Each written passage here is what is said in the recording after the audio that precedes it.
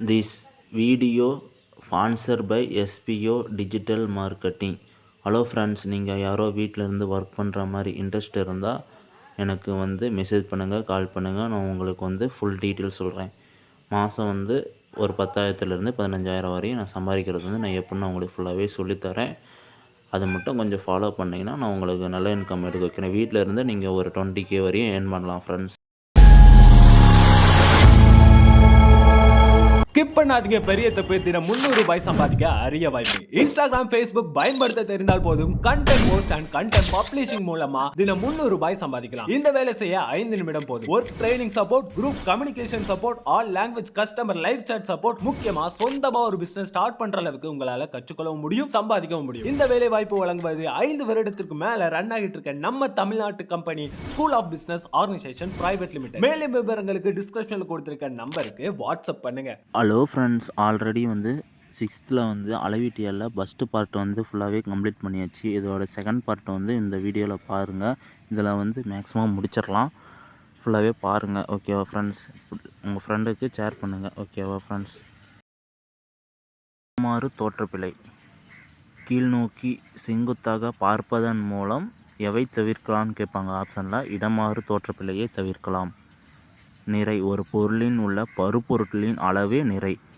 நிறையின் SI அலகு kilogram. நிறையின் மேல் செய்யப்படும் புவியீர்ப்பு விசைய எடை. இதுவும் கேட்பாங்க. நிறையின் மேல் செய்யப்படும் புவியீர்ப்பு விசை என்னன்னு கேட்பாங்க. சுழி, எடை, அது மாதிரி கேட்பாங்க. நீங்கள் எடைன்னு கரெக்டாக போட்டுக்கோங்க. புவியின் மீது ஒரு பொருளின் எடை அதன் நிறைக்கு நேர் தகவல் இருக்கும். புவியின் மீது ஒரு பொருளின் எடை எந்த தகவல் இருக்குன்னு கேட்பாங்க. எதிர்த்தகவலா நேர்த்தகவலா சமமாக இருக்குதான்னு கேட்பாங்க. நீங்கள் நேர்த்தகவல்னு போட்டுக்கோங்க. இந்த box very very important friends. இதை நம்ம நோட் பண்ணி வச்சுக்கோங்க. ஏன்னா இதை நிறைய எக்ஸாம்பிள் கேட்டிருக்காங்க. எப்படி கேட்டிருக்காங்கன்னு சொல்கிற பாருங்கள். பூமியை விட நிலவின் ஈர்ப்பு விசை குறைவு. அந்த இடத்துல பூமியை விட நிலவின் ஈர்ப்பு விசை அதிகமா அப்படின்னு சொல்லி கூட்டத்தில் கேட்பாங்க. அதுக்கு ஏன்னா பூமியை விட நிலவின் ஈர்ப்பு விசை குறைவு தானே, நான் படித்ததே குறைவு தான் படிச்சிருக்கோம். அதில் அதிகமானு போட்டாங்கன்னா கூட்டில் கேட்டாங்கன்னா நீங்கள் தவறுன்னு சொல்லிட்டு போட்டுருங்க, ஓகேவா? அடுத்தது அங்கே எடை குறைவாக தான் இருக்கும். எடை அதிகமாக இருக்குன்னு கேட்டாலும் அதுவும் தவறுன்னு போட்டுக்கோங்க. இரண்டிலும் நிறை சமமாக இருக்கும். நிலவின் ஈர்ப்பு விசை புவியின் ஈர்ப்பு விசை போலவே 1/6 இருப்பதால் நிலவின் ஒரு பொருளின் எடை பூமியில் உள்ளதை விட 6 மடங்கு குறைவாக இருக்கும். இந்த இடத்துல கரெக்டாக அதை நோட் பண்ணிக்கோங்க. ஆனால் அதிகமாக இருக்குன்னு கேட்டாங்கன்னா அதுவும் நீங்கள் கரெக்டாக அதை போட்டுக்கோங்க. ஏன்னா இந்த கொஸ்டின் நிறைய கேட்டிருக்காங்க. அதனால் மிகப்பெரிய அளவிலான எடை என்னன்னு கேட்டாங்கன்னா டன் அல்லது மெட்ரிக் டன். 1000 மில்லிகிராம் சேர்ந்தது 1 கிராம். 1000 கிராம் சேர்ந்தது 1 கிலோகிராம். 1000 கிலோகிராம் சேர்ந்தது 1 டன் அல்லது மெட்ரிக் டன். இது நல்லா பார்த்துக்கோங்க. இது நம்ம இம்பார்ட்டன்ட்.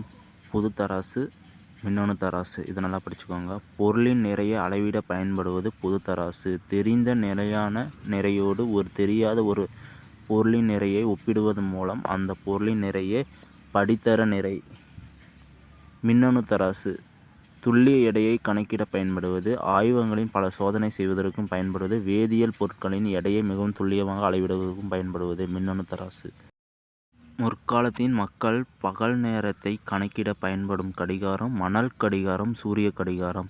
தரையில் நடப்பட்ட ஒரு குச்சியின் நிகழினை கொண்டு கூட கடிகாரத்தை கணக்கிட முடியும். மணல் நிரப்பப்பட்ட சிறிய துளை உடைந்த பாத்திரத்தை வைத்து கூட காலத்தை கணக்கிட முடியும் சொல்கிறாங்க. தானியங்கி வாகனம் கடக்கும் தொலைவினை கணக்கிடுவதற்கு பயன்படும் ஒரு கருவி ஓடோனோமீட்டர். மெட்ரிக் முறை அலகு அல்லது திட்ட அலகு முறை எந்த ஆண்டு கணக்கிடப்படுகிறது? 1790 பிரான்ஸ் நாட்டில் கணக்கிடப்படுகிறது. நீளத்தை அளவிட பயன்படுத்தப்படும் அளவுகோல் எந்த அறிவியல் அறிஞர்? William Bedwell. எடை மற்றும் அளவீடுகளுக்கான நிறுவனம் பாரிஸ். பிரான்ஸ் என்பது பாரிஸின் தலைநகரம். உலோக அளவிலான படித்தர மீட்டர் கம்பி பிளாட்டினம் இரிடியம்.